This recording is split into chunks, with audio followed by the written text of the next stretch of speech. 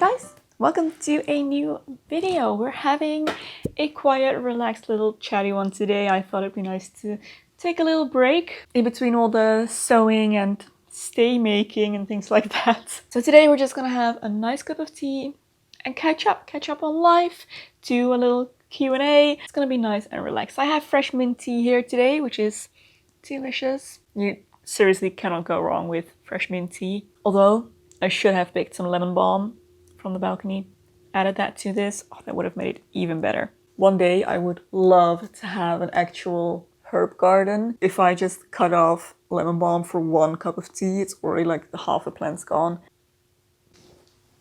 I thought I saw the window cleaner in the reflection of the television, which you're standing in front of, but it was just the construction work going on outside. The construction work is still present. I hope it's not too distracting in the background of my videos, but I don't think you can really tell. I haven't gotten many comments about it.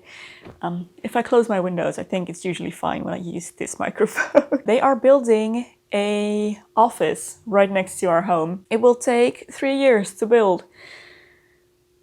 Let's hope we don't live here by the time it's finished. Let's have something else to talk about before I just sit here complaining for the whole video. I'm gonna let you guys dictate the topics of today's little catch-up video. So I actually got a lot of questions about the wedding, like how is married life? What's it like being married now? Is our relationship any different? So we actually had the second part of our wedding last week. Was it? Yes, last week. I still have flowers all around from that.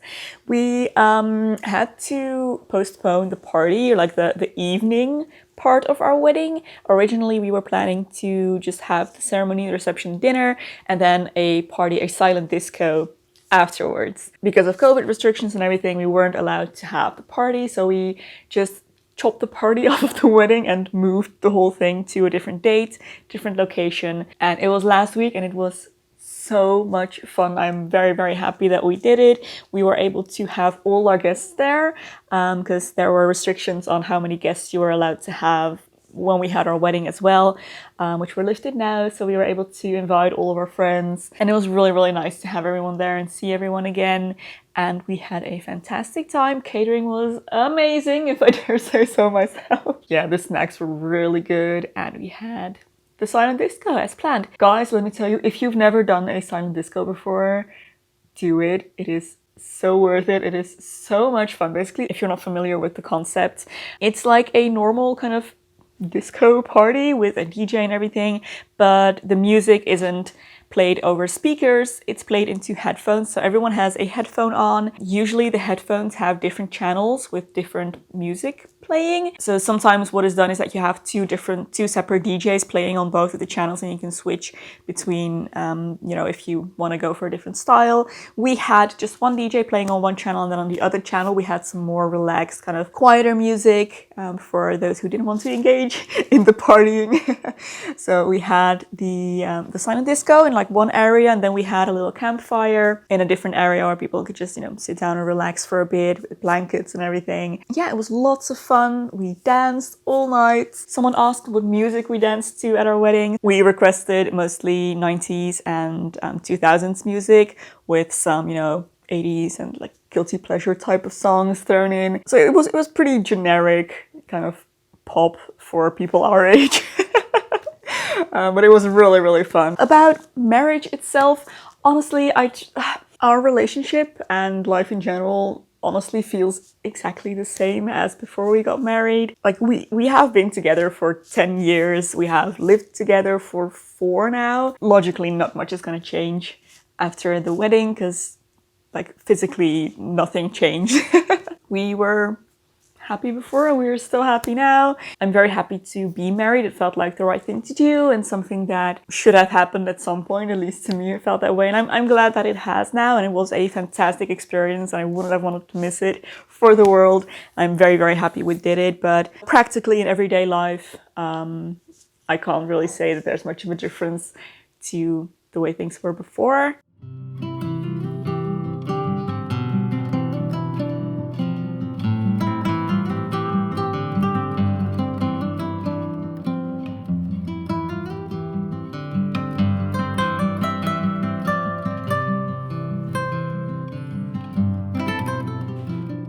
something completely different. Books. A few people ask what I am currently reading, what I have been reading lately.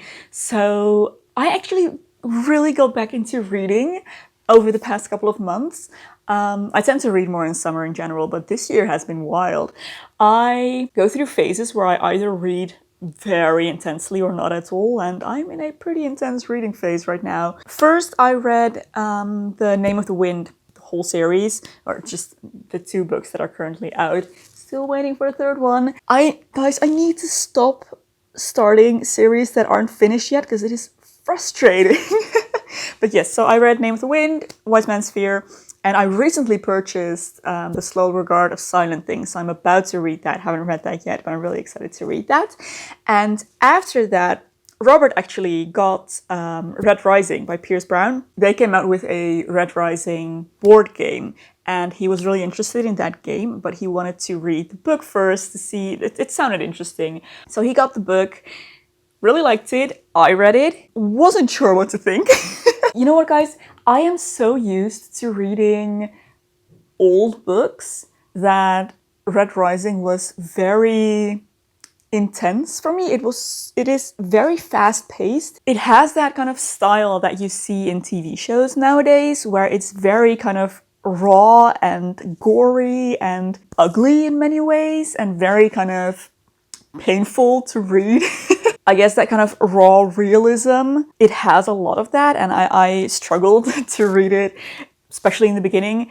At a certain point, I was able to kind of emotionally distance myself from the characters, and that made it easier for me to read. And at that point, I really got into it because the story is really good and it's written in a very captivating way, so I had to keep reading. It's very exciting. So I read book 1, then 2 and 3, and just like... I have now started reading the 1st book of the 2nd trilogy, Iron Gold. I'm reading that currently, and we also already have Dark Age, the 5th book, or the 2nd book in the 2nd trilogy, ready, waiting. So that's what I'm gonna read after that. But yeah, currently fully immersed in Red Rising. We have the board game as well, by the way, and it's really fun. I'd love to know what you guys are reading. I saw that there is a Wheel of Time Amazon series coming out soon. I haven't actually read the Wheel of Time books. I think I would like to, but there's so many of them. But at least the series is finished. I mean, that's a good thing, right? Is it any good? Is it worth it? You guys tell me. Speaking of Amazon series, that like Middle Earth thing they're doing, I am so nervous about it. I don't know, I want to be excited, but I was so disappointed in The Hobbit, don't tell, that I am kind of worried that they're just gonna ruin Middle Earth. We'll see. I really hope it's good. I really hope it's good. Another silly thing I am slightly worried about concerning the Lord of the Rings Middle Earth series that Amazon is doing is that, I don't know, do you guys remember I talked before about how our dream honeymoon, or kind of like my dream travel in general, is to visit New Zealand. I specifically really probably won't come as a surprise, it's kind of cheesy, but I really love to visit the Lord of the Rings sets and, you know, Hobbiton and just all the beautiful filming locations. But I've already heard that New Zealand won't allow tourism until at least summer of 2022. So I'm worried that when I'm finally able to go to New Zealand, everyone will want to go to New Zealand to specifically visit locations that I have wanted to visit for years. That's my rant concerning the Amazon Middle Earth series. Is this the rambliest video I have ever done? Possibly.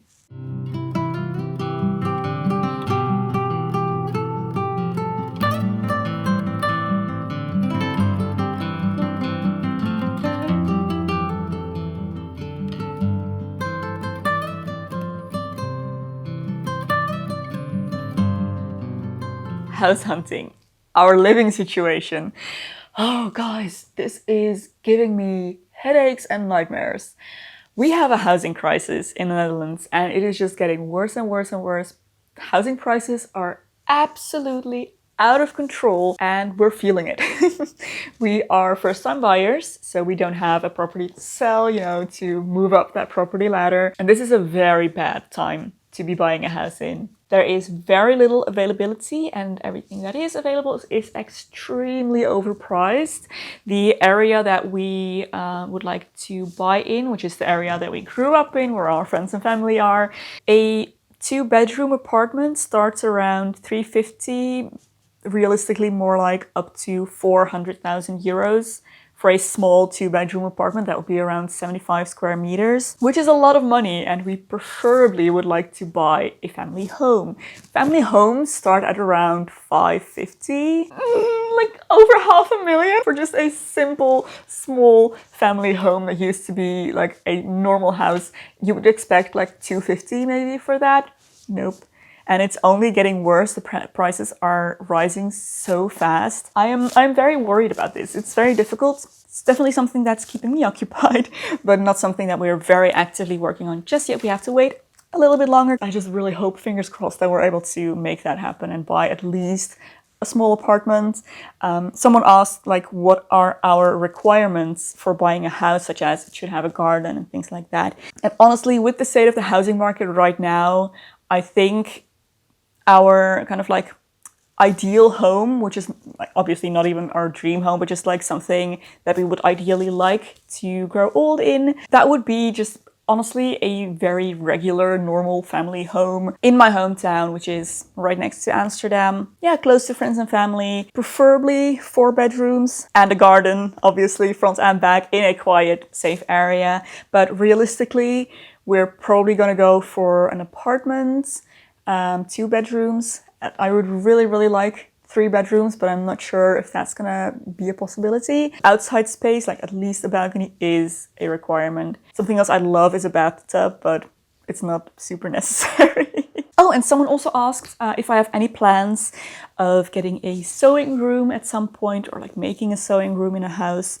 I would absolutely love that, and that is actually why we really want 2 or more bedrooms, so that I can have a sewing studio. Living in a small space like this, like we have just 2 rooms. It's this room right here, which is very small, much smaller than you can tell on camera, and the bedroom. Every time I sew, I have to get everything out, do my sewing, then put everything away for the evening so that we can live, and then next morning pull everything out again. It's a very tedious thing to have to do every day. I mean, it's not the worst thing in the world. I do it, obviously. It's fine, but it would just be so amazing to be able to leave my sewing out and just have all of my things more accessible to me. So I would absolutely love that, but we'll have to see in the current market whether that's something that's ever gonna happen or not. And then the 3rd bedroom, of course, this is another thing I've got many questions about. Obviously, we just got married, so I can expect these questions. Do we plan to have children in the future? We would like to have children sometime in the future.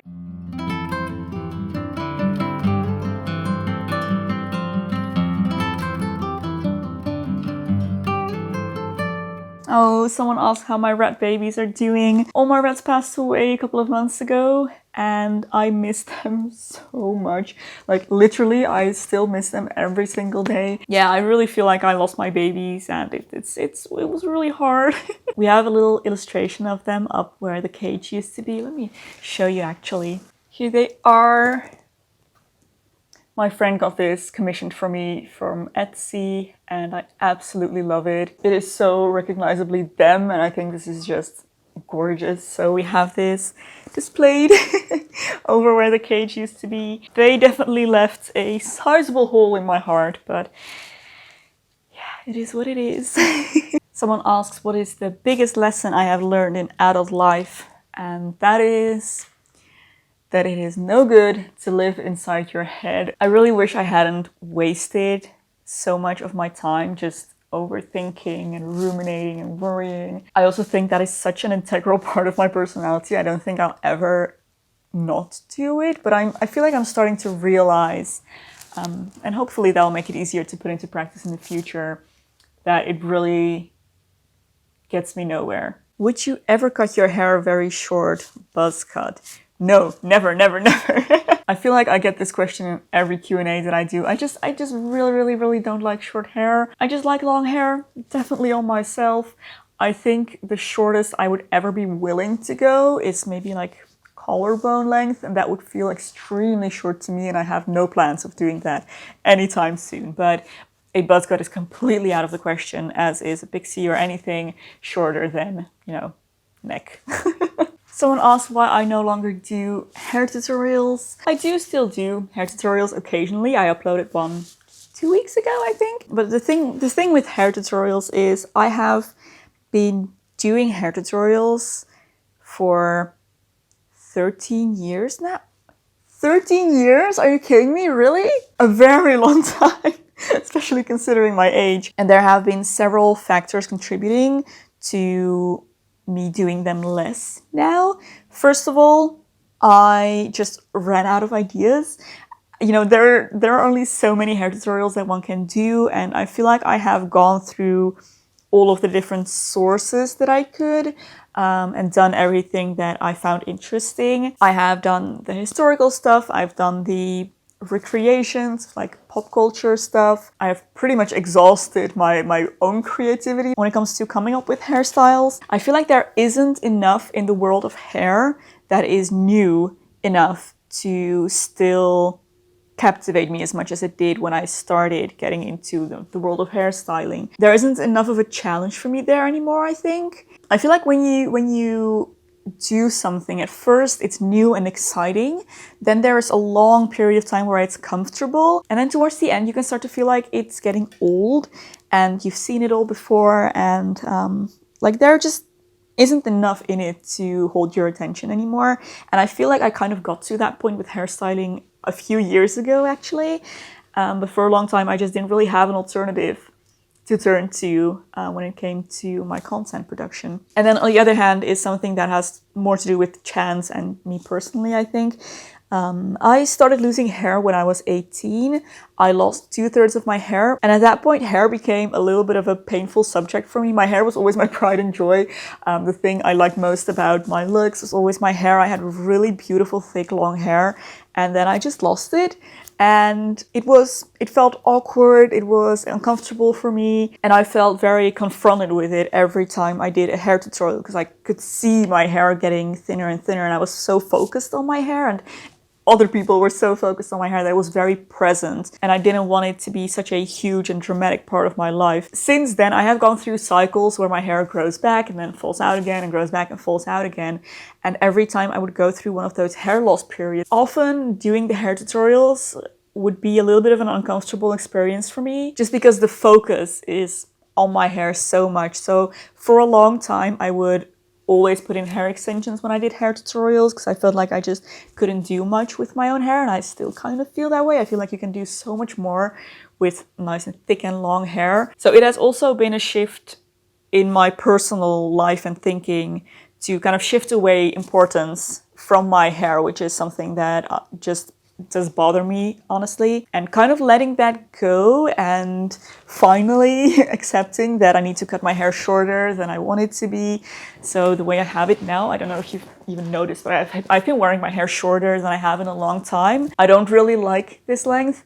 I do think it looks good on me, but I will never get over that elf hair that I've always longed for, and knowing that I will never have that, I don't know, it feels kind of weird and vain to talk about it like this, but it has kind of made me enjoy doing hair tutorials much less than I did when I started. That, along with just having exhausted what I wanted to do in regards to hairstyling, along with finding a new passion in sewing and fashion and things like that, have made me drift away from hairstyling and more towards fashion costuming. But I definitely still want to do the occasional hair tutorial. I still really enjoy notice hairstyles. I still really like recreating things. So there will definitely still be hairstyles, but they will just be more occasional than they were when I was a hairstyling channel, obviously. So I think I should really stop talking now because I believe this video is getting very long. So I really hope you enjoyed hanging out with me, guys. I really enjoyed it. I really like these more quiet sit-down videos. I have run out of mint tea. I'm gonna pour myself some more. So thank you so much for watching, guys. If you enjoyed it, don't forget to give a thumbs up and subscribe to this channel. There is another video here that I think you might also enjoy. You can go watch next. Thank you once again, and I will see you very soon in my next video. Bye!